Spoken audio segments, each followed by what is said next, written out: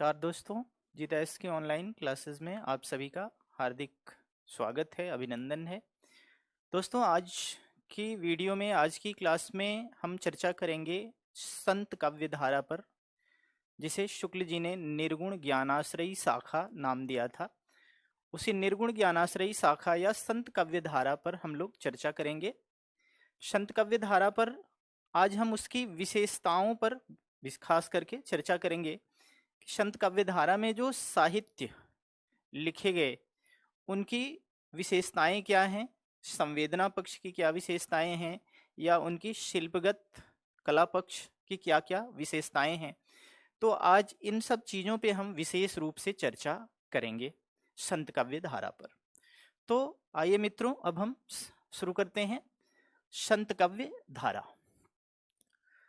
संत काव्य धारा जो है ये भक्तिकालीन साहित्य की भक्तिकाल की आरंभिक काव्य धारा है, जिसे शुक्ल जी ने निर्गुण ज्ञानाश्रयी नाम दिया और रामकुमार वर्मा ने संत काव्य धारा नाम दिया। इन दोनों नामों से इसे अभिहित किया जाता है, इस पर कोई ऐसा विवाद नहीं है। चूंकि संत काव्य धारा जो शब्द है थोड़ा छोटा पड़ता है, सरल पड़ता है, इसलिए प्रचलन में अधिक है, और निर्गुण ज्ञानाश्रयी थोड़ा बड़ा होता है, तो इसलिए थोड़ा सा प्रचलन में वो कम होता है। बाकी ऐसा कुछ नहीं है कि हमें इसको क्या कहना चाहिए और क्या नहीं कहना चाहिए। तो मित्रों, ये जो है भक्तिकाल की आरंभिक काव्य धारा है, जिसके प्रतिनिधि कवि जो हैं कबीरदास जी हैं। इसके प्रतिनिधि कवि के रूप में कबीरदास जी प्रतिष्ठित हैं। कबीरदास जी के अतिरिक्त इसमें रैदास, गुरु नानक देव, दादू दयाल, सिंगा, मलूकदास आदि आदि कई कवि आते हैं इसके अंतर्गत। इस शाखा की जो प्रमुख खासियत है, इस धारा के जो कवि हैं, ये सामाजिक विद्रूपताओं पर कटाक्ष करने के लिए, चोट करने के लिए विशेष रूप से जाने जाते हैं। प्रकृति में ये इस धारा के जो भी कवि हैं वो मूल प्रवृत्ति में समाज सुधारक भी हैं। समाज में व्याप्त जो बुराइयां हैं, विद्रूपताएं हैं, जो विषमताएं हैं, उन पर इन कवियों ने अपनी वाणी के द्वारा प्रहार किया है, अपनी वाणी के माध्यम से उन पर व्यंग किया है, समाज की कुरीतियों पर। इसके नामकरण की जहां तक बात है तो आचार्य शुक्ल ने इसे निर्गुण ज्ञानाश्रयी शाखा नाम दिया। हजारी प्रसाद द्विवेदी जी ने इसे निर्गुण भक्ति काव्य कहा। राम कुमार वर्मा, परशुराम चतुर्वेदी और डॉक्टर गणपति चंद्रगुप्त, इन तीनों विद्वानों ने इसे संत काव्य की संज्ञा दी है। थोड़ा सा इस पर विवाद इस धारा के, इस शाखा के प्रथम कवि को लेकर भी है। कतिपय विद्वान कबीर को मानते हैं, कुछ एक विद्वान जो हैं वो नामदेव को भी इसका प्रवर्तक मानते हैं। अब कबीर को मानने वालों में आचार्य शुक्ल, आचार्य हजारी प्रसाद द्विवेदी और आचार्य राम स्वरूप चतुर्वेदी, आचार्य रामचंद्र शुक्ल, आचार्य हजारी प्रसाद द्विवेदी और आचार्य राम स्वरूप चतुर्वेदी, ये विद्वान जो हैं, ये तीनों विद्वान इसके प्रवर्तक के रूप में, इसके प्रथम कवि के रूप में कबीरदास जी को प्रतिष्ठित करते हैं।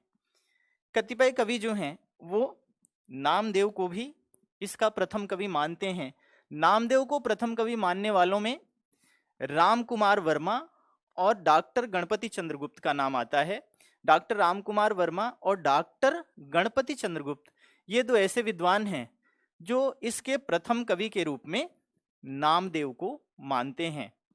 वस्तुतः यहाँ यह तथ्य विचारणीय है कि माना किसे जाना चाहिए, तो सामान्य सहमति से निर्गुण ज्ञानाश्रयी शाखा या संत काव्य धारा का जो प्रथम कवि कबीर को ही माना जाता है। इस पर परवर्ती विद्वानों में कोई मतभेद या कोई विवाद नहीं है। तो सामान्य अवधारणा यही है कि निर्गुण ज्ञानाश्रयी शाखा के प्रथम कवि जो हैं वे कबीर हैं। अब हम आगे बढ़ते हैं, आगे इसकी विशेषताओं पर हम चर्चा करेंगे कि इस शाखा की प्रमुख विशेषताएं क्या हैं। किसी भी साहित्य की दोस्तों, जब तक हम विशेषताओं के बारे में नहीं जानेंगे तब तक उस साहित्य से उठने वाले हर प्रकार के प्रश्नों को हल कर पाना या उस साहित्य को भली भांति समझ पाना संभव नहीं हो पाता है। तो ये आवश्यक बन जाता है कि किसी भी दौर के साहित्य को पढ़ने के लिए पहले हम उस दौर के साहित्य की विशेषताओं का अध्ययन करें कि उसकी भाव पक्ष की विशेषताएं क्या हैं, शिल्प पक्ष की विशेषताएं क्या हैं, क्योंकि ये सारी विशेषताएं जो निर्धारित होती हैं तत्कालीन आर्थिक, सामाजिक, धार्मिक, राजनीतिक परिस्थितियों से तय होती हैं, निर्धारित होती हैं। इनका साहित्य पर बहुत बड़ा प्रभाव देखने को मिलता है, साहित्य पर इनका बहुत बड़ा प्रभाव रहता है। तो किसी भी साहित्य को समझने के लिए ये परमावश्यक है कि उस साहित्य की जो विशेषताएं हैं उसके बारे में हम भली भांति परिचित हो पाएं, भली भांति जान पाएं। तो दोस्तों आइए प्रथमतः सबसे पहले हम लोग इसकी भाव पक्ष की विशेषताओं पर चर्चा करेंगे। भाव पक्ष कहें या संवेदना पक्ष कहें, इस काव्य की भावगत विशेषताओं पर चर्चा करेंगे। पहली विशेषता जो है निर्गुण ज्ञानाश्रयी शाखा की पहली और प्रमुख विशेषता जो मानी जाती है वो ये है कि इस शाखा पर किसी निश्चित दार्शनिक मत का प्रभाव नहीं है। इस धारा पर किसी निश्चित दार्शनिक मत का प्रभाव नहीं है। ऐसा कहने से तात्पर्य ये नहीं है कि ये दार्शनिक प्रभावों से परे है। दार्शनिक प्रभाव अवश्य है इस पर, लेकिन किसी एक दर्शन का या किसी निश्चित दर्शन का इस पर प्रभाव परिलक्षित नहीं होता, अपितु कई दर्शनों का संयुक्त प्रभाव इस पर हमें देखने को मिलता है। अब ऐसा क्यों कर होता है, इसके पीछे क्या कारण जिम्मेदार है, इस पर थोड़ी सी चर्चा कर लेनी आवश्यक है, तभी हम ये बात समझ पाएंगे कि ऐसा क्यों है। इन पर एक ही मत का प्रभाव क्यों नहीं है, अलग अलग मतों का प्रभाव क्यों है। तो इसका सीधा सा सरल सा उत्तर ये है कि संत काव्य धारा के जो भी कवि हैं वो प्रायः निरक्षर हैं। उनके ज्ञान का जो आधार है वो श्रुति ज्ञान है, बहुश्रुत कहलाते हैं ये लोग। जितने संत काव्य धारा के कवि हैं प्रायः कवि बहुश्रुत कहलाते हैं, अर्थात इन्होंने सुन सुन कर ज्ञान अर्जित किया है। इनके ज्ञान का आधार जो है वो श्रुति ज्ञान है। इन्होंने वेद पुराणों और दर्शनों का अध्ययन नहीं किया। यदि ये पढ़े लिखे होते और वेद पुराण दर्शन आदि का अध्ययन इन्होंने किया होता तो निश्चित तौर पे इन पर किसी एक दर्शन का खास प्रभाव होता। लेकिन चूंकि इनके ज्ञान का जो आधार है वो श्रुति ज्ञान है और ये घुमक्कड़ प्रवृत्ति के भी होते थे, यत्र तत्र घूमते रहते थे, तो जहां से जिस दर्शन की जो बात इन्हें समाज के लिए अनुकूल लगती, समाज के लिए हितकर लगती कि इससे समाज का भला होगा या इससे समाज में व्याप्त जो बुराइयां हैं, जो विद्रूपताएं हैं वो कम हो जाएंगी, उस चीज को ये आत्मसात कर लेते थे और उन्हें फिर अपनी वाणी में शब्दों के माध्यम से व्यक्त किया करते थे। तो ये एक बहुत बड़ा कारण है। इस वजह से इन पर किसी एक निश्चित दर्शन, एक किसी निश्चित मत का प्रभाव देखने को नहीं मिलता। इन पर दोस्तों अद्वैती दर्शन का प्रभाव भी देखने को मिलता है, वैष्णव भक्ति के प्रपत्ति मार्ग का भी प्रभाव देखने को मिलता है, दास्य भाव की भक्ति भी कहीं कहीं पर परिलक्षित होती है। इन पर सूफी दर्शन का प्रभाव भी हमें स्पष्ट नजर आता है। यदि बात करें हम अहिंसा दया की तो कहीं न कहीं बौद्ध और जैन धर्म का भी प्रभाव इन पर देखने को मिलता है। तो इन सभी दर्शनों का समन्वित एक प्रभाव इन पर देखने को मिलता है, किसी एक निश्चित दर्शन का नहीं होकर कई दर्शनों का प्रभाव इन पर हमें देखने को मिलता है।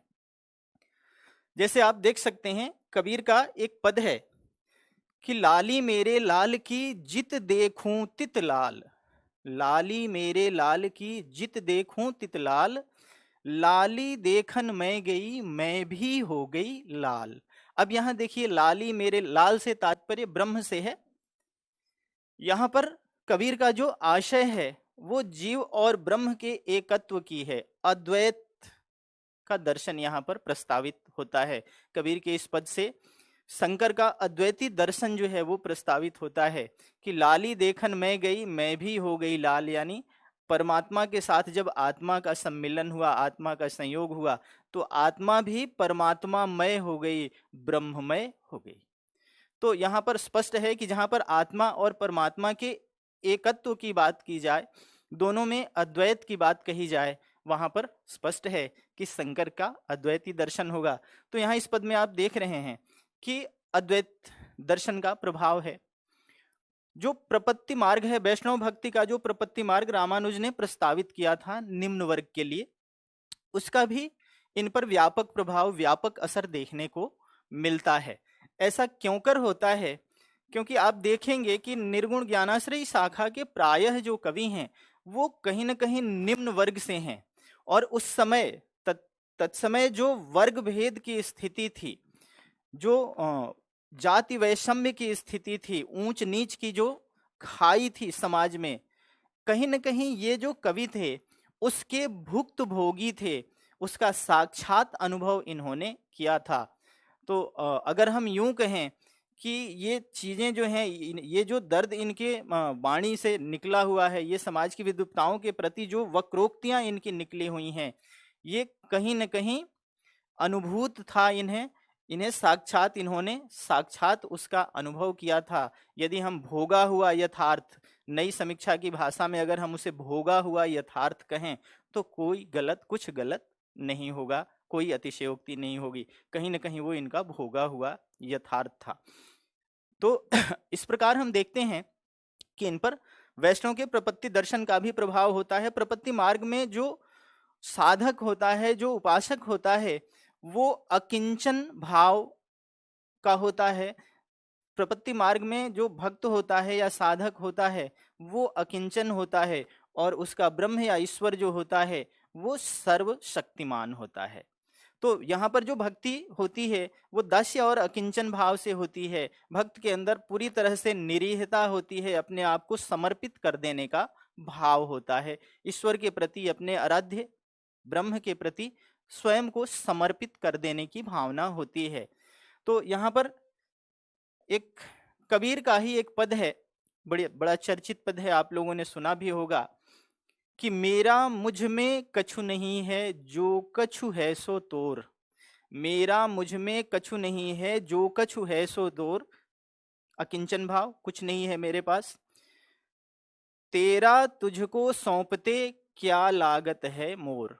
मतलब यहाँ पर अकिंचन होने का भाव व्यक्त है। अर्थात हम कह सकते हैं कि इस पद के द्वारा हम ये कह सकते हैं कि यहाँ वैष्णव के प्रपत्ति मार्ग का भी प्रभाव, इस दर्शन का भी असर इनके साहित्य पर, इनकी कविताओं में, इनके पदों में हमें देखने को मिलता है। इसी प्रकार हम देखते हैं कि सूफी दर्शन का भी प्रभाव इनके पदों पर मिलता है। सूफी दर्शन का भी प्रभाव इनके पदों में कई जगहों पर देखने को मिलता है। जहाँ प्रेम आधारित भक्ति है वहां पर हम देखते हैं कि सूफी दर्शन का भी प्रभाव स्पष्ट इन पर देखने को मिलता है।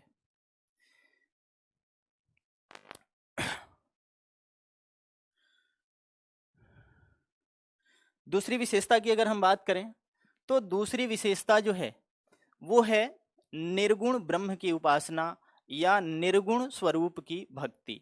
ये जितने संत काव्यधारा के कवि हैं ये सबके सब निर्गुणोपासक हैं, निर्गुण ब्रह्म की उपासना करते हैं। यहाँ पर ये पूरे भक्ति काल में निर्गुण और सगुण का जो द्वंद्व रहा है ये बहुत बड़े विवाद का विषय रहा है। प्रायः ही शायद ही कोई ऐसा कवि हो जो इससे अछूता बच गया हो, निर्गुण और सगुण के द्वंद्व से। लेकिन इसके साथ साथ, इसके समानांतर हमें इस बात का भी ध्यान रखना है कि पूरे भक्ति काल में हम चारों दौर, जो मुख्य दौर हैं हमारे चार, जो संत काव्य धारा है, जो प्रेम काव्य या सूफी काव्य है, जो कृष्ण भक्ति शाखा है और राम भक्ति शाखा है, ये चार जो हमें चार स्तंभ दिखाई देते हैं पूरे भक्ति काल के।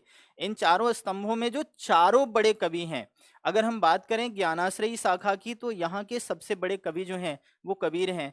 प्रेमाश्रयी शाखा की बात करें तो वहाँ सबसे बड़े कवि जो हैं सिरमौर, वो जायसी हैं।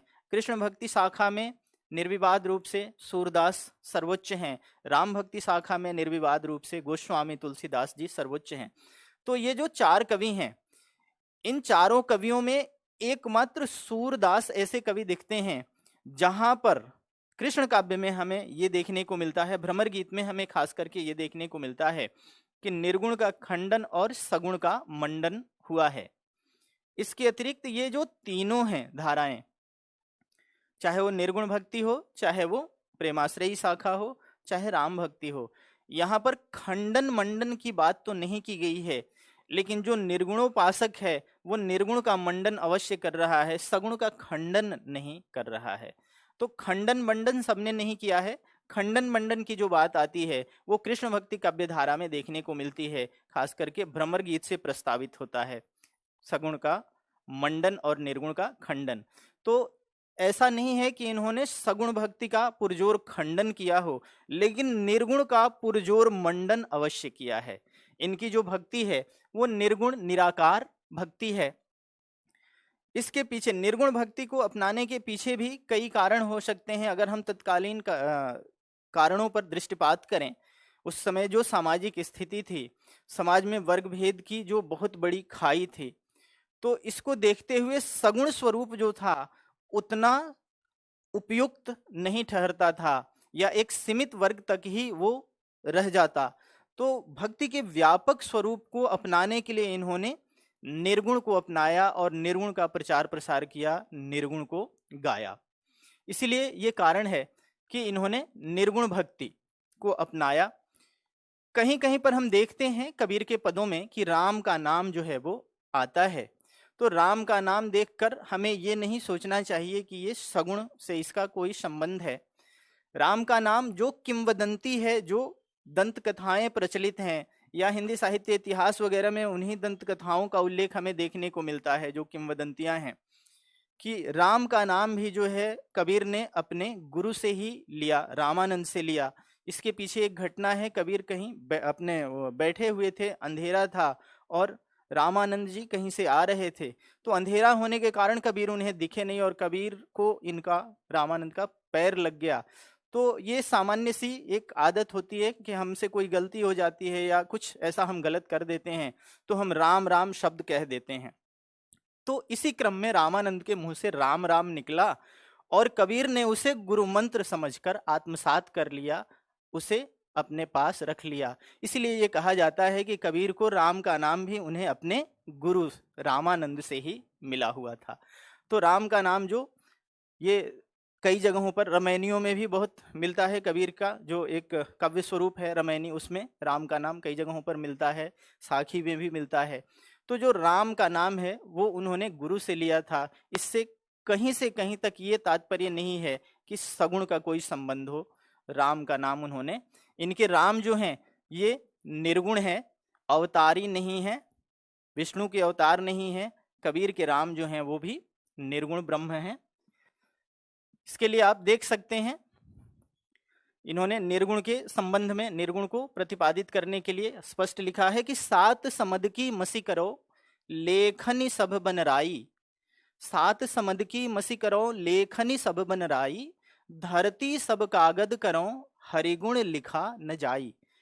मतलब सात समुद्र के जल को यदि रोशनाई बना लें, स्याही बना लें, जितने वृक्ष हैं उन सब की लेखनी बना लें, और संपूर्ण धरती को यदि कागज के रूप में इस्तेमाल किया जाए, तो भी निर्गुण निराकार अपार ब्रह्म का जो स्वरूप है उसके बारे में हम नहीं लिख पाएंगे। उसका स्वरूप इतना विशाल है, इतना व्यापक है। तो यहाँ पर निर्गुण की प्रस्तावना या निर्गुण का मंडन कह सकते हैं। मलूक दास का भी एक पद है कि कहत मलूका निर्गुण के गुण कोई बड़ भागी गावे, कहत मलूका निर्गुण के गुण कोई बड़ भागी गावे। तो यहाँ इन सब पदों से स्पष्ट होता है कि ये निर्गुण के प्रस्तावक थे, निर्गुण का इन कवियों ने मंडन किया, निर्गुण भक्ति को इन कवियों ने अपनाया। इसके बाद अगली विशेषता पर हम नजर डालते हैं। वेद शास्त्रों का विरोध इन कवियों ने खूब जम कर किया है। ज्ञानाश्रयी शाखा के जो भी कवि हैं इन्होंने वेद शास्त्रों का विरोध, पुरजोर विरोध जो कहना चाहिए, पुरजोर विरोध किया हुआ है। अब इसके कारण क्या है? इसके लिए इसके पीछे कई कारण जिम्मेदार दिखाई देते हैं हमें। पहला कारण तो ये है कि ये निरक्षर थे, पढ़े लिखे नहीं थे, तो इन्होंने वेद शास्त्रों का अध्ययन नहीं किया और जब किसी चीज का अध्ययन ही कोई नहीं करेगा तो उसकी क्या अच्छाइयां हैं या क्या बुराइयां हैं उससे रूबरू, उससे अवगत नहीं हो पाएगा। तो एक कारण तो ये है कि इन्होंने स्वयं नहीं पढ़ा था। दूसरा कारण ये है कि तत्समय जो सामाजिक व्यवस्था थी, उस समय के सामाजिक व्यवस्था में निम्न वर्ग के लोगों को वेद शास्त्र पढ़ने की अनुमति सामाजिक रूप से नहीं प्राप्त थी। तो ये एक सामाजिक, उस समय की जो संरचना थी, उस समय का जो सामाजिक स्वरूप था, उसकी एक कमी कहिए, या उस समय की परिस्थितियां ही ऐसी थी कि जो निम्न तबका था, जो निम्न वर्ग था, वो वेद या शास्त्र पढ़ने के लिए उसे अनुमति नहीं मिलती थी। तो ये एक कारण रहा कि इन्होंने नहीं पढ़ा। दूसरी चीज, दूसरा जो स्पष्ट और बड़ा ही साफ सुथरा कारण जो दिखाई देता है वो ये देता है कि वेद शास्त्रों में इनका ये मानना है, चूंकि उसके मर्म को तो इन्होंने पढ़ा नहीं, उसमें निहित गूढ़ रहस्यों को तो इन्होंने पढ़ा नहीं, उसका जो विकृत स्वरूप, वेद शास्त्रों का जो बिगड़ा हुआ स्वरूप हमारे समाज में व्याप्त था, उसके बारे में ये अवगत अवश्य थे। तो वहां पर इनका ये मानना हो गया कि इन वेद शास्त्रों में जो उल्लिखित संविधान है, जो नियम है, हमारी बदतर स्थिति के लिए वे नियम ही जिम्मेदार हैं, वे नियम ही हमें इस स्तर तक लेके आए हैं। अगर ऐसे नियम नहीं बनाए गए होते इन वेद शास्त्रों में तो हम लोगों के साथ भेदभाव नहीं होता। तो स्पष्ट बात है, जाहिर सी बात है कि हमें अगर ये पता चल जाए कि हमारी बदहाली का कारण ये चीज है तो हम उस चीज से, उस वस्तु से नफरत करने लगते हैं, घृणा करने लगते हैं। तो कहीं ना कहीं इन्हें ये भान था कि हमारी जो सामाजिक बदहाली है, समाज में जो हमारी बदतर स्थिति है, इसके पीछे ये वेद शास्त्र मुख्य रूप से जिम्मेदार हैं। एक ये भी कारण था इनका मुख्य, वेद शास्त्रों का विरोधी होने का, वेद शास्त्रों का विरोध करने का। आपने पढ़ा ही होगा, कबीरदास जी लिखते हैं कि पोथी पढ़ी पढ़ी जगमुआ, पंडित भयानक होए, ढाई आखर प्रेम का, पढ़े सो पंडित होए। तो इस तरह से ये साफ सुथरी बात है इनकी, सीधे सीधे ये कहते हैं कि भाई इसमें कुछ नहीं है। या कबीर ऐसा भी कहते हैं कि तेरा मन मेरा मनुआ कैसे इक होई रे। कबीर का एक पद है कि तेरा मेरा मनुआ कैसे इक होई रे, तू कहता कागद की लेखी, मैं कहता आँख इनकी देखी। मैं कहता सुरझावन हारी, तू राख्या उरझाई रे, तेरा मेरा मनुआ कैसे इक होई रे। वेद शास्त्रियों के साथ कबीर का ये तर्क है कि तेरा और मेरा मंतव्य, तेरी और मेरी विचारधारा एक कैसे हो सकती है, क्योंकि तू कागद की लेखी कहता है, जो कागजों में लिखा हुआ है तो उसकी बात कर रहा है, और मैं जो बात कर रहा हूँ वो आंखों देखी बात कर रहा हूँ, जिसका मैंने साक्षात अनुभव किया है, देखा है। मैं सुलझाने वाली बात करता हूँ और तू वेद शास्त्रों के नियम कानून बताकर उसमें अड़ंगा लगा के उसको और उलझा दे रहा है। तो तेरा मेरा मंतव्य, तेरी मेरी विचारधारा एक कैसे हो सकती है? हम दोनों क्या हैं? विरोधी हैं, घोर विरोधी हैं। तो यहाँ पर स्पष्ट है कि ये वैदिक मान्यताओं, वेद शास्त्रों आदि का विरोध करते हैं। कारण की चर्चा मैंने पहले की आपसे। इसके बाद जो अगली विशेषता इनकी है मुख्य रूप से, वो है माया विरोध, माया का विरोध करना। माया की जो अवधारणा है वो नाथ साहित्य से ही हम देखते आ रहे हैं। माया की अवधारणा वैसे पौराणिक अवधारणा है, वेद पुराणों में भी माया की अवधारणा की बात कही गई है, लेकिन यहाँ पर नाथ संप्रदाय में इसको विशेष तरजीह दिया गया। इसे मतलब इससे बचने की विशेष रूप से बात कही गई माया की। यहाँ पर कई बार हम संत काव्य धारा में देखते हैं कि स्त्री को माया कहा गया है। माया से तात्पर्य सांसारिक मोह माया से होता है, लेकिन यहाँ नारी को भी माया के रूप में ही देखा गया है। नारी को माया के रूप में देखने के पीछे सबसे बड़ा कारण यह है कि इन पर नाथ परंपरा का, हठयोगियों का प्रभाव होना। नाथ परंपरा में नारी को साधना के मार्ग में बाधक माना गया है, बहुत बड़ी बाधा के रूप में देखा जाता है। तो इसलिए ये नारी को एक बाधा के रूप में देखते हैं, और कई जगहों पर कबीरदास जी ने नारी को माया की संज्ञा दी है। तो माया का विरोध करने के पीछे स्पष्ट है कि इनका मंतव्य यही है कि यह जो है माया जो है वो साधना के मार्ग में बाधक है, बाधा उत्पन्न करती है।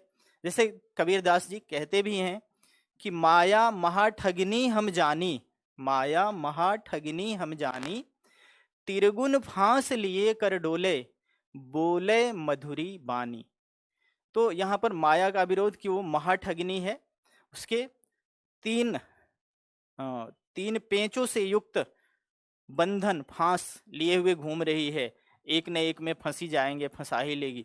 तो इसलिए माया से दूर रहो, यदि साधना के मार्ग में आगे बढ़ना है तो माया से दूर रहो, माया से परे रहो। इस तरह से, या माया मोई न मन मुआ, मरी मरी गया शरीर, आशा तृष्णा ना मरी, यों कह गया कबीर। तो इस तरह से माया का विरोध कई जगहों पर हम देखते हैं कि ये करते हैं। अगली विशेषता की अगर हम बात करें तो संत काव्य धारा के कवियों में आत्मविश्वास की प्रबलता दिखाई देती है, प्रबल आत्मविश्वास इनके अंदर भरा हुआ है। इस आत्मविश्वास की प्रबलता के पीछे कारण साधनात्मक पद्धति है, हठयोग है। चूंकि ये कबीर जो थे ये नाथ परंपरा में विकसित हुए थे, नाथ परंपरा का सबसे ज्यादा प्रभाव इन पर देखने को मिलता है। तो नाथ परंपरा में विकसित होने के कारण, हठयोग के प्रभाव के कारण इनमें आत्मविश्वास की प्रबलता, आत्मविश्वास का प्राबल्य दिखाई देता है। ये स्वाभाविक भी है, हम दैनिक व्यवहार में भी देखते हैं कि वह व्यक्ति जो कम पढ़ा लिखा हो उसका आत्मविश्वास जो होता है वो 7वें आसमान पर होता है, क्योंकि उसे किसी क्रिया की प्रतिक्रिया का भान नहीं होता कि इस क्रिया की प्रतिक्रिया क्या हो सकती है, और ना ही उसके बारे में सोचता है। तो एक तो निरक्षर होने के कारण इनके आत्मविश्वास में प्रबलता थी, दूसरी नाथ परंपरा का प्रभाव था, क्योंकि योगियों को हम देखते हैं समाज में जो योगी थे वो कारण चाहे जो भी रहा हो, एक कारण ये भी नजर आता है कि वो जनता पर अपनी धाक जमाने के लिए अपने आत्मविश्वास की बात किया करते थे। कोई भी बात इतने आत्मविश्वास के साथ कहते थे या रखते थे जिससे समाज में जनता पर उनकी एक छाप पड़े और उनका आदर हो, उनके महत्व को लोग स्वीकार करें। तो ये आत्मविश्वास की परंपरा वहीं से चल पड़ी है और ये परंपरा यहाँ भी देखने को मिलती है। ये प्रबल आत्मविश्वास से भरे हुए हैं। इसका मुख्य कारण यदि कहा जाए तो नाथों का प्रभाव और निरक्षरता है। जैसे कबीरदास जी कहते हैं कि हम घर जारा आपना, लिया मुराड़ा हाथ, अब घर जारों तासुका, जो चले हमारे साथ। हम घर जारा आपना, लिया मुराड़ा हाथ, मुराड़ा से तात्पर्य मशाल, अग्नि प्रज्वलित करने की जो मसाल होती है उसे मुराड़ा कहते हैं देशी भाषा में। तो हम घर जारा आपना, लिया मुराड़ा हाथ, अब घर जारों तासुका, जो चले हमारे साथ।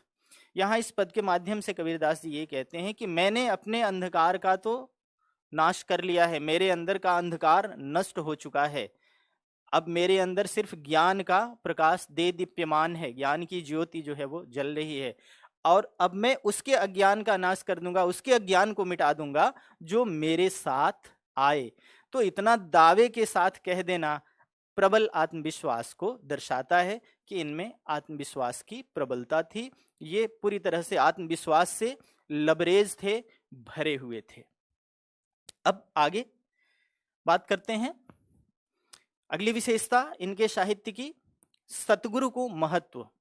गुरु परंपरा हम देखते हैं सिद्ध साहित्य से ही चलती आ रही है, सिद्धों में भी गुरु परंपरा रही, नाथों में भी गुरु परंपरा रही। गुरु को बहुत महत्व दिया गया और वो महत्व यहाँ भी कायम है, यहाँ भी गुरु को ईश्वर से अधिक महत्व दिया गया है। तो चूंकि ये परंपरागत आई हुई परंपरा है, और दूसरी बात यहाँ गुरु का अधिक महत्व होने का एक जो मूल कारण बनता है वो ये बनता है कि इनके ब्रह्म का, इनके ईश्वर का जो स्वरूप है वो निर्गुण है, निराकार है। तो निर्गुण और निराकार को समझने के लिए भैया एक टीचर की आवश्यकता होगी, एक गुरु की आवश्यकता, एक शिक्षक की आवश्यकता अवश्य पड़ेगी, क्योंकि निर्गुण जो है वो गूढ़ है, रहस्यवादी है। तो उसके रहस्य को समझने के लिए गुरु जो है वो अनिवार्य भूमिका में उतर जाता है, गुरु की भूमिका जो होती है वो अनिवार्य बन जाती है। यह कारण रहा कि इन कवियों ने, इस धारा के संतों ने गुरु को बहुत महत्व दिया। कबीरदास के कई पद ऐसे मिल जाते हैं। बड़ा एक चलता हुआ सा पद है जो सभी को याद है कि गुरु गोविंद दोऊ खड़े काके लागू पाए, बलिहारी गुरु आपनो जो गोविंद दियो बताए। स्पष्ट है कि गुरु को गोविंद से भी ऊपर का दर्जा दे रहे हैं कबीर। या ऐसे बहुत सारे गुरु से संबंधित पद कबीर के हमें देखने को मिलते हैं। सतगुरु हमसु रीझ कर कहया एक प्रसंग, बरस्या बादर प्रेम का भीज गया सब अंग। ऐसे अन्य उदाहरण, बहुत सारे उदाहरण मिल जाएंगे जहां पर गुरु की महिमा को प्रतिपादित किया है कबीरदास जी ने या और भी संत काव्यधारा के कवियों ने। एक जगह पे कबीर कहते हैं कि पीछे लागा जाई था लोक वेद के साथ। अब तक जो था मैं लोक वेद के पीछे लगा हुआ था, लोकाचार और वेद पुराणों के पीछे अंधानुकरण कर रहा था, गतानुगतिक बना हुआ था। लेकिन मार्ग में आगे तय सतगुरु मिल्या, आगे कुछ दूर चलने पर मुझे सतगुरु के साक्षात्कार हुए, सतगुरु मिले। आगे तय सतगुरु मिलिया दीपक दिया हाथ, जिन्होंने हमारे हाथ में ज्ञान की मसाल, ज्ञान का दीपक थमाया और उस दीपक की रोशनी में, उस दीपक के प्रकाश में मैं ईश्वर तक पहुंच पाया। तो कहीं न कहीं भक्त और ईश्वर को मिलाने की भूमिका जो है, भक्त और ब्रह्म को मिलाने की जो भूमिका है वो गुरु की बन रही है। ये कारण है यहाँ पर गुरु को अधिक महत्व दिया जाने का, और अधिक से तात्पर्य यह है कि ईश्वर से भी अधिक महत्व कवि ये गुरु को देते हैं। इसके बाद अगली विशेषता की चर्चा करेंगे हम लोग, आडंबर विरोध।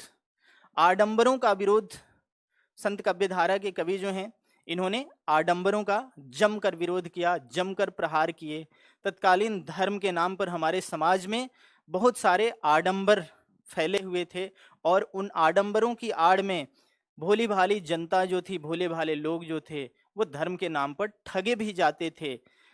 तो इनको लगा कि ये कहीं ना कहीं समाज को पनपने नहीं देगा, समाज को विकसित नहीं होने देगा। इसलिए किसी भी धर्म के नाम पर जो आडंबर, जो दिखावे वाली बातें थी, उनका इन्होंने जमकर विरोध किया, कर्मकांडों का इन्होंने जमकर विरोध किया।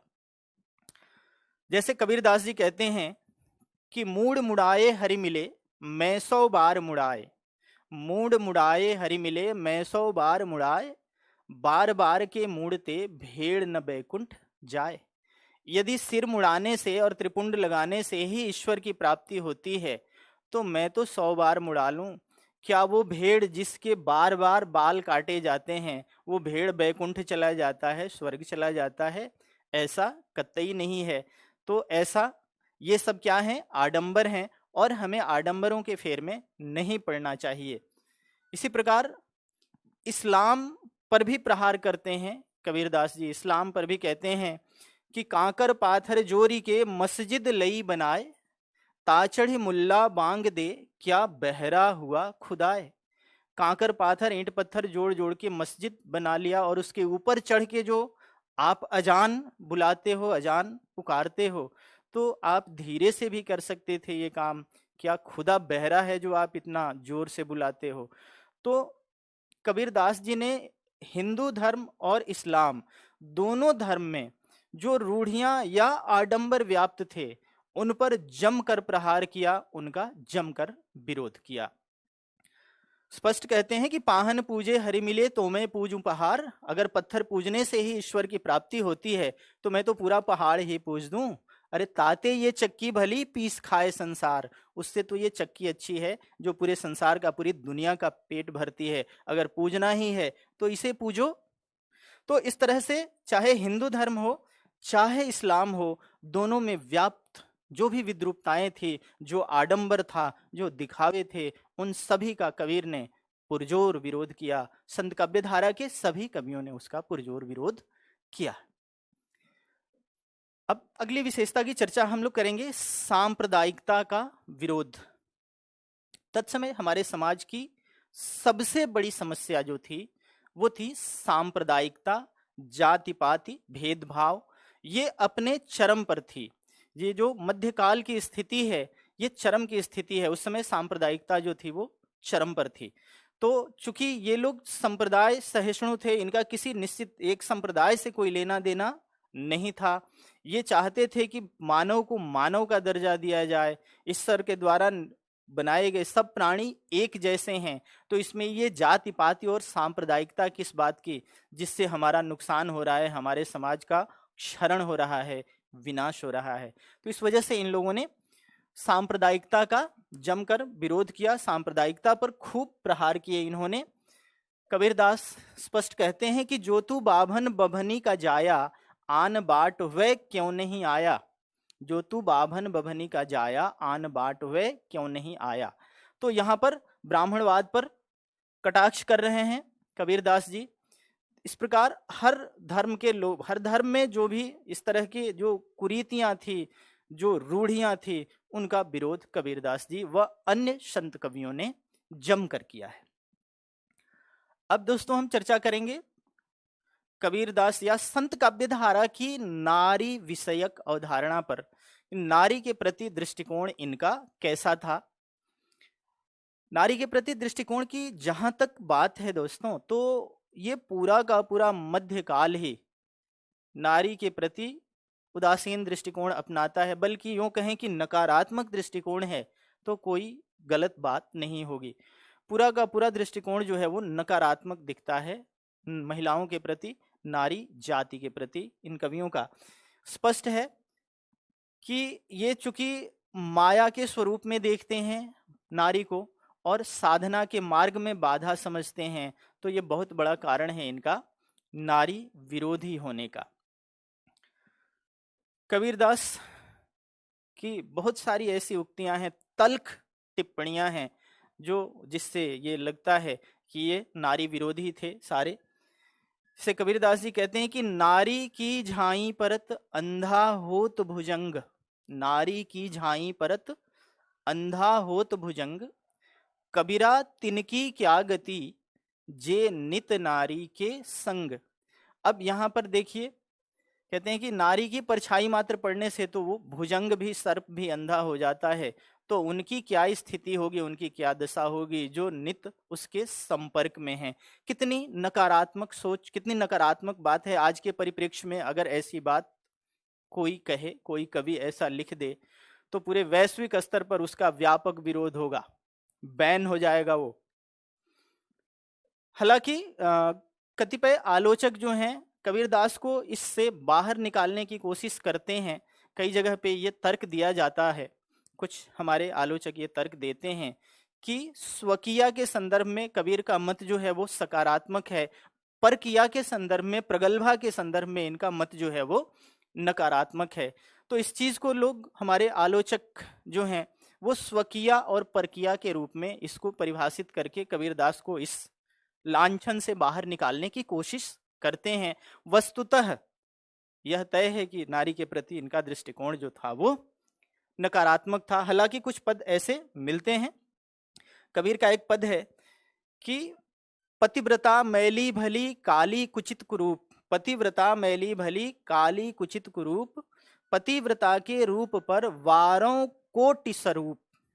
मतलब वह स्त्री जो पतिव्रता है वो भले कुरूप ही हो, अच्छी है।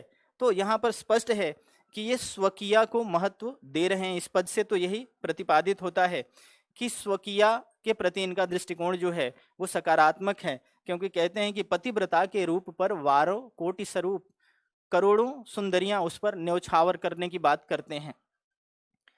तो इस तरह से कबीरदास को इस लांछन से बाहर निकलने की जो बात आती है, कतिपय आलोचक हमारे इन पदों का संदर्भ दे करके कबीर को इस लांछन से बाहर करते हैं, मुक्त करते हैं। वस्तुतः हम ऐसा नहीं कह सकते कि कबीरदास का दृष्टिकोण जो है वो महिलाओं के प्रति, नारी के प्रति सकारात्मक रहा। कबीरदास ही नहीं, अपितु पूरे मध्यकाल की बात करें, एक कृष्ण भक्ति शाखा को छोड़ दिया जाए तो पूरे मध्यकाल की जो स्थिति है वो नकारात्मक ही रही है, चाहे हमारे इतने प्रगतिशील कवि तुलसीदास ही क्यों न हो। इसके बाद अहिंसा पर बल देते हैं ये लोग, जैसा कि हम पहले भी चर्चा कर चुके कि कहीं ना कहीं बौद्ध और जैन दर्शन का भी प्रभाव देखने को मिलता है इन पर। तो अहिंसा के ये समर्थक हैं, ये जीव हिंसा का विरोध करते हैं, इसके पीछे वैष्णव भक्ति का प्रभाव भी कह सकते हैं और बौद्ध या जैन दर्शन का प्रभाव, जैन धर्म का भी प्रभाव कह सकते हैं। जैसे कबीरदास जी का एक पद है कि बकरी का पाती खात है ताको गाढ़ी खाल, बकरी पाती खात है ताको गाढ़ी खाल, जोरनर बकरी खात है ताको कौन हवाल। बकरी जो पत्ती खाती है, शाक भाजी शाकाहारी है, उसकी तो इतनी मोटी चमड़ी होती है, और जो मनुष्य बकरी को खाता है उसकी क्या दशा होगी, उसकी खाल कितनी मोटी होगी, उसकी चमड़ी कितनी मोटी होगी। तो कहीं ना कहीं इसके माध्यम से कबीरदास जी अहिंसा को प्रस्तावित करते हैं। संत कवि जो हैं वो अहिंसा को प्रतिपादित करते हैं, उसके पक्षधर हैं।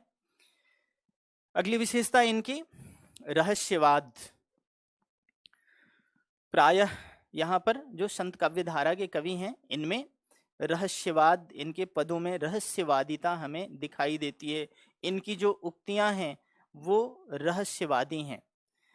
आचार्य शुक्ल ने यहाँ पर इनकी समीक्षा के क्रम में जो ज्ञानाश्रयी शाखा के कवि हैं उनके रहस्यवाद को साधनात्मक रहस्यवाद की संज्ञा दी है, और जो प्रेमाश्रयी शाखा के हैं, सूफी काव्य धारा के कवि हैं, उनमें भावात्मक रहस्यवाद की बात करते हैं। तो रहस्यवाद को यहाँ शुक्ल जी ने परिभाषित किया है और दो वर्गों में रखा है। ज्ञानाश्रयी शाखा पर वो साधनात्मक रहस्यवाद की बात करते हैं और प्रेमाश्रयी शाखा के लिए भावात्मक रहस्यवाद की बात करते हैं। सूक्ष्म निरीक्षण से हम पाते हैं कि ज्ञानाश्रयी शाखा के जो कवि हैं, संत काव्य धारा के जो भी कवि हैं, उन पर हम यूं कहें कि सिर्फ साधनात्मक रहस्यवाद का ही प्रभाव है तो ऐसा कहना गलत होगा। वहां पर भावात्मक रहस्यवाद, साधनात्मक और भावात्मक दोनों प्रकार के रहस्यवाद हमें मिलते हैं। कबीर के पदों में भी मिलते हैं या अन्य संत कवियों के पदों में भी ये चीज देखने को हमें मिलता है।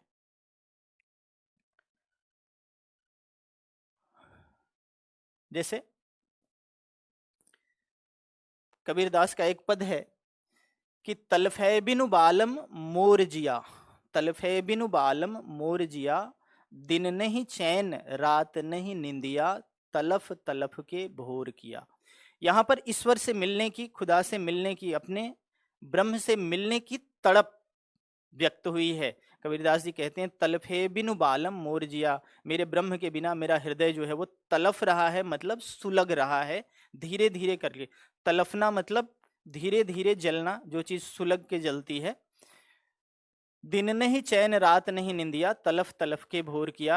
ईश्वर से, अपने ब्रह्म से अलग होने पर मेरी स्थिति ये है कि न तो दिन को चैन है न रात को नींद है। 24 घंटे हमारा हृदय जो है वो सुलगता रहता है, जलता रहता है। तो यहाँ पर जहाँ ईश्वर से मिलने की, आराध्य से मिलने की तड़प की अभिव्यक्ति हो, उससे मिलने का सुख वर्णित हो, वहां पर हम कहते हैं कि यहाँ पर सूफी परंपरा का ये प्रभाव है, सूफी भावना है यहाँ पर। तो जाहिर सी बात है कि इस पद में हम भावात्मक रहस्यवाद की चर्चा करेंगे कि यहाँ पर भावात्मक रहस्यवाद है। तो ये एक स्पष्ट बात है कि जहां पर ज्ञान आधारित पद है, ज्ञान आधारित उक्तियां हैं इन कवियों की, वहां पर साधनात्मक रहस्यवाद है, और जहां पर प्रेम आधारित उक्तियां हैं वहां पर भावात्मक रहस्यवाद है। सामान्य रूप से पहचान के लिए ये चीज ध्यान में रखेंगे कि जहां पर ज्ञान आधारित उक्तियां हैं, ज्ञान के द्वारा कोई बात कही गई है, तो वहां पर साधनात्मक रहस्यवाद की स्थिति होगी, और जहां प्रेम आधारित उक्ति है वहां पर भावात्मक रहस्यवाद होगा।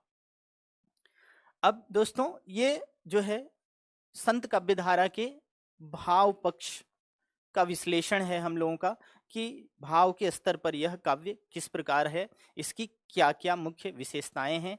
अब थोड़ी सी चर्चा हम लोग इसके शिल्प पक्ष पर करेंगे, इसकी शिल्पगत विशेषताओं पर करेंगे कि कला के स्तर पर इनका साहित्य किस कोटि का है, किस प्रकार का है। तो यहाँ थोड़ा सा हम शिल्प के स्तर पर विश्लेषण करते हैं। हालांकि इनके साहित्य को काव्यशास्त्रीय मानकों पर विश्लेषित करना न्यायोचित नहीं है, इनके शिल्प को काव्यशास्त्रीय मान्यताओं के स्तर से नहीं देखा जाना चाहिए। अगर हम बात करें इनके शिल्प पक्ष की, तो शिल्प पक्ष में प्रथमतः हम बात करेंगे काव्य स्वरूप की। आप सभी जानते हैं कि संत काव्यधारा का जो साहित्य है, इनका उद्देश्य, इनका प्रयोजन जो है, अपनी बात को जन जन तक पहुंचाना, अपने उपदेश को जन जन तक पहुंचाना है। तो स्पष्ट है कि इनकी प्रकृति जो होगी, इनके साहित्य की जो प्रकृति होगी, वो उपदेशात्मक होगी। सामाजिक, नैतिक, धार्मिक उपदेश से संबंधित उक्तियां होंगी जिससे समाज में सुधार आए। तो जो साहित्य उपदेशात्मक प्रवृत्ति का होता है, उपदेशात्मक प्रवृत्ति का साहित्य के प्रायः मुक्तक शैली में ज्यादा उपयुक्त होता है। तो संत काव्यधारा का लगभग पूरा साहित्य जो है वो मुक्तक शैली में है। अगर बात करें इनकी भाषा की, तो इनकी भाषा जो है, इनकी भाषा के संदर्भ में अलग अलग विद्वानों के अलग अलग मत रहे हैं। भाषा जो है, इनकी भाषा का जो वास्तविक स्वरूप है वो मिश्रित भाषा है। ये किसी एक भाषा के शब्दों का प्रयोग नहीं करते। इनकी भाषा में कई भाषाओं के शब्द जो हैं वो घुले मिले हुए हैं। इसका कारण ये है कि इनका घुमक्कड़ होना और इनके ज्ञान का आधार श्रुति ज्ञान होना। तो ये जहाँ गए, जहाँ से जिस भाषा का शब्द इन्हें उपयुक्त जान पड़ा, उसे आत्मसात कर लिया और फिर उसे अपने उद्गार के रूप में उनका प्रयोग किया हुआ है। तो स्पष्ट है कि इनकी भाषा में मिलावट होना स्वाभाविक है। और इसी संदर्भ में जो इनकी भाषा है उसे सधुक्कड़ी भाषा या पंचमेल खिचड़ी भी कहा जाता है। सधुक्कड़ी भाषा या पंचमेल खिचड़ी। अगर हम बात करें सधुक्कड़ी किसने कहा या पंचमेल खिचड़ी किसने कहा, तो जो इनकी भाषा है, संत कवियों की भाषा है, खास करके कबीर के लिए ये उक्ति प्रयोग की जाती है। आचार्य शुक्ल ने पूरे संत काव्यधारा की भाषा के लिए सधुक्कड़ी भाषा का प्रयोग किया है। वे इनकी भाषा को सधुक्कड़ी भाषा कहते हैं। बाबू श्याम सुंदर दास जो हैं वो इनकी भाषा को पंचमेल खिचड़ी कहते हैं। जबकि इन विद्वानों से परे, इन विद्वानों से अलग हटके हजारी प्रसाद द्विवेदी जी की बात की जाए तो हजारी प्रसाद द्विवेदी जी जो हैं वो कबीर को वाणी का डिक्टेटर कहते हैं। इनके बिल्कुल विपरीत हैं। कहाँ ये सधुक्कड़ी और पंचमेल खिचड़ी कहते हैं, और हजारी प्रसाद द्विवेदी जी जो हैं वो कबीर की भाषा को, कबीर को भाषा का या वाणी का डिक्टेटर कहते हैं, तानाशाह कहते हैं। तानाशाह से तात्पर्य होता है कि उसकी बात कोई न काटे, जो वो कहे वही कानून हो। तो जाहिर सी बात है, कबीर के पदों में हम देखते हैं कि कबीर ने जहां जिस भाव को जिस रूप में व्यक्त करना चाहा है, सरल से सरल शब्दों में उस भाव को अभिव्यक्ति उन्होंने दी है। ये शब्द प्रयोग की बात होती है कि कहाँ किस संदर्भ में किस तरह का शब्द प्रयोग करना चाहिए। चलती हुई भाषा का ऐसा सुंदर प्रयोग, ग्रामीण भाषा का ऐसा सुंदर प्रयोग अन्यत्र दुर्लभ है दोस्तों, अन्यत्र कहीं नहीं मिलता। हजारी प्रसाद द्विवेदी जी ने इन्हें यूं ही वाणी का डिक्टेटर नहीं कहा है। अब आइए इनके शिल्प पक्ष की और चीजों पर हम चर्चा करते हैं। भाषा के संदर्भ में यदि हम बात करें कि इन कवियों का दृष्टिकोण क्या है, तो जैसा कि पहले भी हम चर्चा कर चुके, पहले भी हमारी बातें इस पर हो चुकी कि ये लोक भाषा जनभाषा के प्रयोक्ता हैं। लोक भाषा या जनभाषा का प्रयोग अपने साहित्य में ये कवि करते हैं। कबीर ने घोषित रूप में कहा है कि संस्कृत है कूप जल भाखा बहता नीर। संस्कृत को ये कुएं का जल कहते हैं। कुएं का जल कहने से ये है कि वो सीमित मात्रा में है और उसकी प्राप्ति जो है वो दुर्लभ है। बहुत प्रयत्न करने के बाद हम कुएं से जल को बाहर निकाल पाते हैं।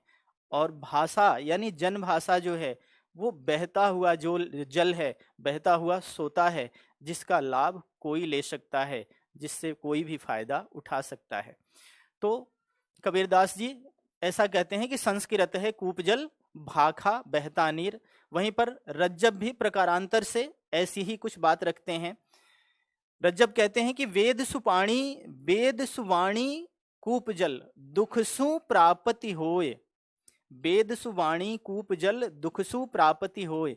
जो वेद है, जो सूक्तियां हैं, वो प्रायः संस्कृत में है। तो उसके लिए कहते हैं कि दुखसु प्रापति होय, उसके लिए बहुत परिश्रम करना पड़ता है तब वो मिलती हैं। सबद साखी सरवर सलिल सुख पीबे सब कोय। जो शब्द और साखियों की भाषा है, जिस भाषा का ये कवि प्रयोग करते हैं, जनभाषा लोक भाषा का, वो सरवर सलिल है, सदा नीरा है और सुखपूर्वक सभी लोग उसका पान करते हैं। उसको प्राप्त करने में किसी तरह की कठिनाई नहीं होती। तो इस तरह से ये स्पष्ट होता है कि ये कवि जो हैं ये जनभाषा के पक्षधर हैं, जनभाषा के समर्थक हैं। अगर हम बात करें रस योजना की, तो रस यहाँ पर रस विवेचन शास्त्रीय आधार पर करना न्यायोचित नहीं है। फिर भी यदि हम इस पूरे साहित्य की बात करें तो यहाँ पर हमें शांत रस और भक्ति रस की अविरल धारा प्रवाहित होती दिखाई देती है। शांत रस होने के पीछे सबसे बड़ा कारण ये है, शांत रस का जो भाव होता है जगन निस्सारता होता है और इन पर अद्वैती दर्शन का प्रभाव है, जो ब्रह्म सत्यम जगन मिथ्या की बात करता है, इस सृष्टि इस संसार को जगत को मिथ्या मानता है। तो जाहिर सी बात है कि शांत रस का यहाँ पर आना स्वाभाविक बन जाता है। तो यहाँ पर रस के रूप में हम देखते हैं कि शांत रस और भक्ति रस प्रवाहित हुई है, अनवरत इनकी धाराएं प्रवाहित हुई है। श्रृंगार की भी अभिव्यक्ति मिल जाती है हमें, जहाँ पर प्रेम आधारित भक्ति है, जहाँ पर सूफी प्रभाव हमें देखने को मिलता है, वहाँ पर श्रृंगार रस भी हमें देखने को मिलता है। तो मुख्य रूप से शांत भक्ति और श्रृंगार रस की धाराएं यहाँ पर हमें एक त्रिवेणी दिखाई देती है, जिसमें शांत भक्ति और श्रृंगार तीनों मिले हुए हैं। तो ये इनकी रस योजना है। रस योजना की जो सबसे खास बात है इनकी, वो है साधारणीकरण। यहाँ पर भावों का जो साधारणीकरण दिखाई देता है वो अद्भुत है, अद्वितीय है, जिससे इनकी रस योजना जो है और जीवंत हो उठती है। भाव जो हैं इनके बिल्कुल ही क्रियाशील उठते हैं। अब हम चर्चा करेंगे थोड़ी सी अलंकार योजना पर। जो इनकी अलंकार योजना है, अलंकार प्रयोग यहाँ पर सायास नहीं है, अपनी बात कहने के क्रम में अनायास अलंकार बन पड़ा है। तो अलंकार के रूप में यहाँ पर हम देखते हैं सादृश्य मूलक अलंकार अधिक दिखाई देते हैं और कुछ विरोध मूलक अलंकार भी दिखाई देते हैं।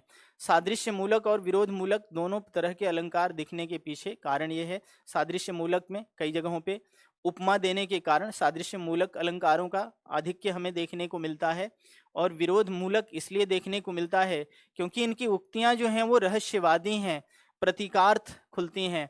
तो कई जगह पे उल्टी बातें कही गई हैं, इसलिए यहाँ पर विरोध मूलक अलंकार भी देखने को मिल जाते हैं। इसके बाद इनके काव्य स्वरूप की एक जो खास चीज ये है कि इन्होंने उलट बांसियों का प्रयोग किया है। उलट बांसियों की परंपरा आदिकालीन साहित्य से ही चलती आ रही है। नाथों ने भी उलट बांसियों का प्रयोग किया है, सिद्धों ने भी किया है। तो उलट बांसियों की परंपरा वहीं से चली आ रही है। उलट बांसियां जो होती हैं ये एक तरह की अभिव्यक्ति की शैली है, अपनी बात को कहने का तरीका है। जैसा कि इसका नाम है उलट बांसी, इसमें जो उक्ति होती है वो व्यवहारतः उल्टी प्रतीत होती है। जैसे दैनिक व्यवहार में, हम सामाजिक व्यवहार में, दैनिक व्यवहार में जैसा करते हैं ठीक उसके उल्टी उक्ति होती है, उसकी उल्टी बात कही गई होती है। लेकिन यहाँ पर वो जो शब्द होते हैं, उल्टे जो शब्द होते हैं, विपरीत जो शब्द होते हैं, वो प्रतीकार्थ होते हैं, प्रतीक के रूप में आए होते हैं। जब प्रतीकार्थ खुलता है तब इनका अर्थ नियोजित होता है, इनके अर्थ, इनके भाव को हम समझ पाते हैं। तो ये रहस्यवाद के कारण रहस्यवादी उक्तियां कहलाएंगी। तो इस तरह से उलट बांसियां जो है यहाँ पर हमें देखने को मिलती हैं। कबीर ने बहुत सारी उलट बांसियां लिखी हैं, जैसे नैया बिच नदिया डूबती जाए, नैया बिच नदिया डूबती जाए। अब ये व्यवहारतः उल्टी प्रतीत होती है क्योंकि नदी के बीच नाव डूबती है, और कबीर कहते हैं कि नैया बिच नदिया डूबती जाए। तो यदि हम बात करें यहाँ पर कि क्या है, तो नाव जो है ये ज्ञान का प्रतीक है, और नदी जो है ये अज्ञान का प्रतीक है। नाव ज्ञान का प्रतीक है और नदी अज्ञान का प्रतीक है। तो जिस प्रकार मतलब ज्ञान रूपी नौका में जब हम सवार हो जाते हैं, ज्ञान की नौका में, तो अथाह जो अज्ञान है, अथाह जल रूपी जो अज्ञान है, उसका समन हो जाता है, वो समाप्त हो जाता है। तो कहने का तात्पर्य यह है कि जब ज्ञान की प्राप्ति हो जाती है तो समस्त अज्ञान का विनाश हो जाता है। लेकिन व्यवहारतः देखने में देखिए ये उल्टी बानी है कि नैया बिच नदिया डूबती जाए। तो रहस्यवाद के कारण इस तरह की उक्ति ये लोग करते हैं। ये इनके काव्य स्वरूप की खास चीज है। उलट बांसियां। अब बात करें हम छंद विधान की, तो यहाँ पर अनुशासित छंद विधान देखने को नहीं मिलता, एक सुंदर दास को देखकर छोड़कर। सुंदर दास के अलावा बाकी किसी कवि ने अनुशासित छंद का प्रयोग नहीं किया है। एकमात्र सुंदर दास ऐसे कवि हैं जो इस दौर में सुशिक्षित कवि जाने जाते हैं, तो उन्होंने अनुशासित छंद का प्रयोग अवश्य किया है। बाकी किसी कवि ने अनुशासित छंद का प्रयोग नहीं किया है। छंद के रूप में आप सभी जानते ही हैं कि साखी, सबद, रमैनी, पद, इस तरह के छंदों का प्रयोग यहाँ पर अधिकाधिक हुआ है। इसी तरह के छंदों का प्रयोग इन कवियों ने किया है। तो ये इनके शिल्प पक्ष की मान्यताएं हैं, शिल्प पक्ष की अवधारणाएं हैं कि इनका शिल्प पक्ष क्या है और इनका भाव पक्ष क्या है। तो मित्रों, मैं उम्मीद करता हूं कि आप लोगों ने ज्ञानाश्रयी शाखा या संत काव्य धारा की विशेषताओं को अच्छे से समझ लिया होगा। आगे की कक्षाओं में अब हम संत काव्य धारा के कवियों पर चर्चा करेंगे। कबीर से शुरुआत करेंगे हम लोग, कबीर को, और उनके साथ साथ अन्य कवि को लेके चलेंगे, उनकी रचनाएं। पहले तो उनका व्यक्ति परिचय, क्योंकि कई बार व्यक्ति परिचय से भी कुछ प्रश्न किए जाते हैं। तो कवि का व्यक्ति परिचय, उनका व्यक्तित्व और कृतित्व, दोनों पर हमारी चर्चाएं होंगी। क्या क्या उनकी रचनाएं हैं, उनकी क्या विशेषताएं हैं, व्यक्ति परिचय के साथ साथ उनके कृतित्व को भी हम लेके चलेंगे। तो आज की कक्षा को मैं यहीं विराम देता हूं दोस्तों। अगले वीडियो में फिर मिलते हैं निर्गुण शाखा के कवियों के साथ, उनके परिचय और उनकी रचनाओं के साथ। हमारे साथ बने रहने के लिए बहुत सारा, ढेर सारा धन्यवाद दोस्तों। आप इसी तरह हमारे साथ बने रहें और अपनी तैयारी को दिशा देते रहें। धन्यवाद।